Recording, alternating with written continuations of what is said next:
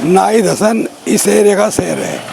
बाप भी शेर था, बाबा भी शेर था, माँ भी शेर है और आगे बहन भी शेर की सवसर है। कोई घबराने वाली बात नहीं। इंशाअल्लाह इकरा चौधरी को हम जिता के बहरहाल भेजेंगे हम पे। थे अब इतना बड़ा अपराधी बना दिया कि यहाँ से 900 किलोमीटर भेज दिया चित्रकूट में, जहाँ अंशुल दीक्षित की हत्या कर दी जाती है, मुकीम काले की हत्या कर दी जाती है, महराज अहमद की हत्या कर दी जाती है और मुठभेड़ दिखा दी जाती है। मैं उस जेल को कैसे सुरक्षित समझूं जिस जेल में पिस्टल पहुंच जाता है, हथियार पहुंच जाता है। उस जेल किस तो बताया वोट निश्चित देंगे ना, इधर संता इकरा तो देंगे, जीत जाएगी। वो जीतते क्यों करनी, इसकी जरूरत सबने है यहाँ से। पहले जीती नहीं उसकी माँ, उसकी माँ जीतती क्यों नहीं। ना इधर इसके प्रदीप का घर नहीं गई। प्रदीप क्या कहो तो वो महर की कहाँ महर की थी वोटर था वो तो जो करीब हम पकड़ी गई नहीं, वो पहला रह दी थी उसका क्या मतलब था हारने का तो इनका ही नहीं कुछ मामला भी काम कर रहे हैं हारेंगे कैसे, हारने के नहीं है। और इंशाल्लाह ये सब नाई दिया जितने भी दिख रहे तुमने यहाँ, ये तो भारी पड़ जाएंगे तेरे नाइट तो। देख ले हर घर में तो नाइद लिखड़ेगा, एक बार गलत आवाज उठा के देखो नाइद के खिलाफ तो अब कुछ हो सके। चित्रकूट तो भेज दिया दुनिया में, तो थोड़े भेज दिया वो। एक नाइदी तो जेल में चलेगा, 1 लाख नाइद है, एक आवाज में 1 करोड़ नाइद लिखड़ेगा, हर घर से नाइद लिखड़ेगा इंशाल्लाह। नमस्कार दोस्तों, अभी हम गांव पठेड़ में हैं और ये कैराना विधानसभा और कैराना ही लोकसभा का गांव है।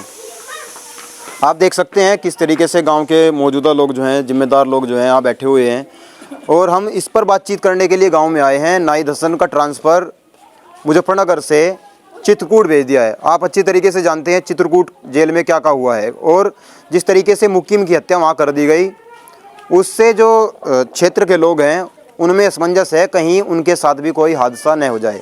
बातचीत करेंगे गांव के लोगों से कि उनके दिमाग में क्या है और कैसे वो देख रहे हैं एक एक चीज़ को। तो भाई आप कैसे देख रहे हो, नाहिद हसन का ट्रांसफ़र कर दिया गया है, कोई जानबूझ के किया जा रहा है क्या सब?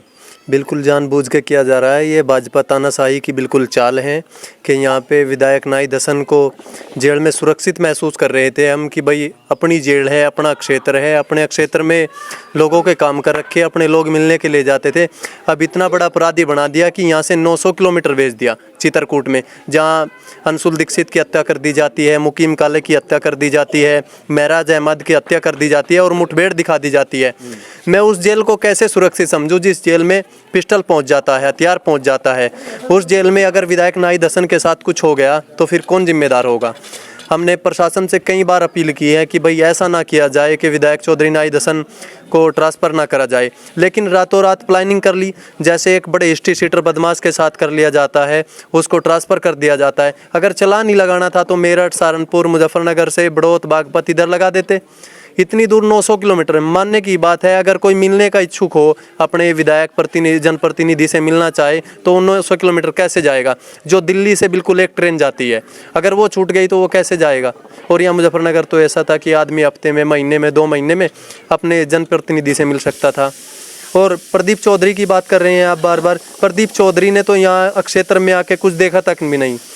सिर्फ 1-2 जो मौजूद लोग हैं उन्होंने चेहरा पता होगा कि हाँ ये प्रदीप चौधरी है, लेकिन कुछ नौजवान साथी हैं, जो बुजुर्ग हैं, बड़े हैं, बच्चे हैं, उन्होंने तस्वीर में तो देखा है hand to hand, Pradeep Chaudhary को नहीं देखा है। अभी आपने देखा होगा कैराना में मंदिर में चोरी हुई, वहाँ बीजेपी के नेता, समाजवादी के, लोकदल के कार्यकर्ता, भारतीय किसान यूनियन के कार्यकर्ता सब पहुँचे हैं। क्या आपने प्रदीप चौधरी जी का चेहरा देखा है वहाँ? बताइए। और रही बात इकरा चौधरी की, इकरा चौधरी पूरे निखार में है और कैराना लोकसभा से चुनाव लड़ेंगी और जीतेंगी। और रही बात मनीष चौहान की, मनीष चौहान ने कैराना विधानसभा में कहा था कि हैट्रिक नहीं लगने देंगे और नो बॉल कर देंगे, लेकिन नो बॉल भी हुई और नो बॉल पे उन्होंने छक्का भी लगाया और जीत भी हासिल की। और भाजपा सरकार की तानाशाही को समेट करते हुए ये डायलॉग किया था राकेश टिकैत जी ने कि भाजपा की 3 सीट कोको लेगी यहाँ से, तो कोको लेगी। यहाँ हमने बढ़ने की कोशिश करी, कभी नहर पे शामली के पास में नहर पे ईवीएम मशीन पकड़ी गई, लेकिन वहाँ भाजपा की कोको दुरुस्त हो गई और वहाँ इकरा चौधरी जी पहुँची। मैं खुद इकरा चौधरी जी के साथ में था।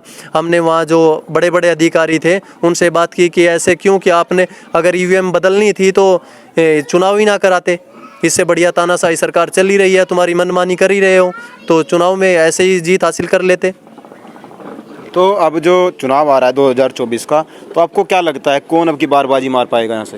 बाजी डिक्लेयर सी बात है, बेनिक्रा चौधरी जी चुनाव लड़ेंगी और जीत पक्की होगी। और भाजपा को बिल्कुल मूंदे मुँह गिर कर यहाँ से चुनाव जीतने का काम करेंगे हम, चाहे कुछ भी हो जाए, जान माल तन धन से हर वक्त हर समय विधायक चौधरी नाई दसन के साथ हैं हम और बेनिक्रा चौधरी के साथ हैं। किस तरह कहता है वोट निश्चित देंगे ना, ही दसंत है इकरा तो देंगे, जीत जाएगी? वो जीतते क्यों करनी, इसकी जरूरत सबने है यहाँ से। पहले तो जीतती नहीं उसकी माँ, उसकी माँ जीतती क्यों नहीं? ना ये तो इसके प्रदीप का गैर नहीं गई। प्रदीप क्या कहो तो वो महर की कहाँ महर की थी वोटर तब वो तो जो करीबी हम पकड़ी गई नहीं, वो पहला रहती थी उसका क्या मतलब था हारने का तो इनका है ही नहीं कुछ मामला, भी काम करें हारेंगे कैसे, हारने के नहीं है।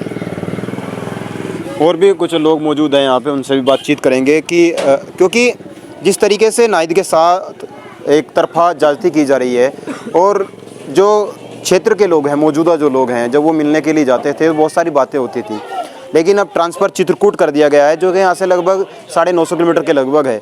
वहाँ जाने में अगर या तो पहले आप बनारस जाओ तब आप वहाँ जाओगे, और भी बहुत सारी समस्याएं आपके सामने आएंगी, लेकिन सरकार जो है मानने के लिए तैयार नहीं है। और जिस तरीके से गैंगस्टर उन पर और उनकी माताजी पर लगाई गई है, उससे उनके जो प्रतिनिधि हैं, उनके जो जानकार हैं, वो काफ़ी गुस्से में हैं। हाँ जी, अस्सलाम वालेकुम।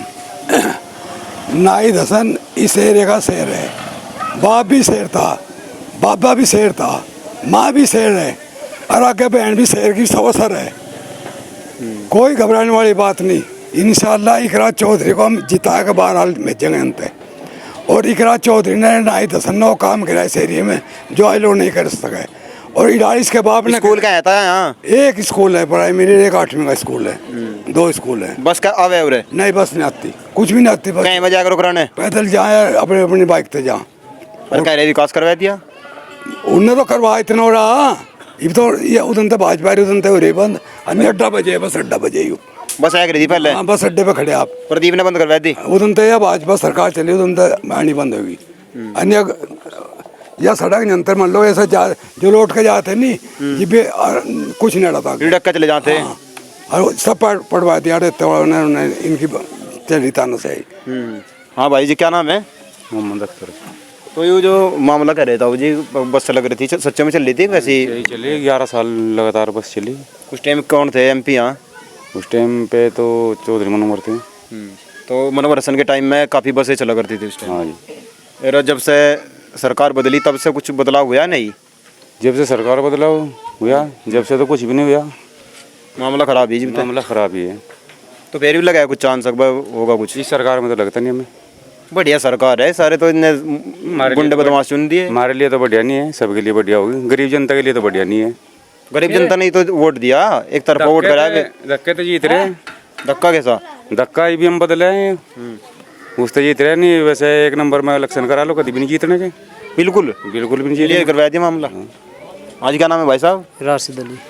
राशिद भाई लगाया कुछ चांस बन जाएगी बात है कि नहीं? इस तरह का मामला एक करियो। मामला तो खराब ही है बस सारा ही। कौन सा? ये भी भाजपा सरकार में, इससे पहले ही बढ़िया थे। मुसलमान होने की वजह तो नहीं कर रहे ना? अरे नहीं, क्यों इसमें नहीं हिंदू है? कहे में समाजवादी सरकार में सारे हिंदू नहीं है, छोटे बड़े नेता। एक केला नाहिदी तो था इस इलाके में मुसलमान, वही जेल में गए थे, और क्यों नहीं गए जेल में? और नहीं है उसके इसके समाजवादी के नेता, एक नाहिदी नेता था। और इंशाल्लाह ये सब नाहिदी है जितने भी दिख रहे तुमने यहाँ।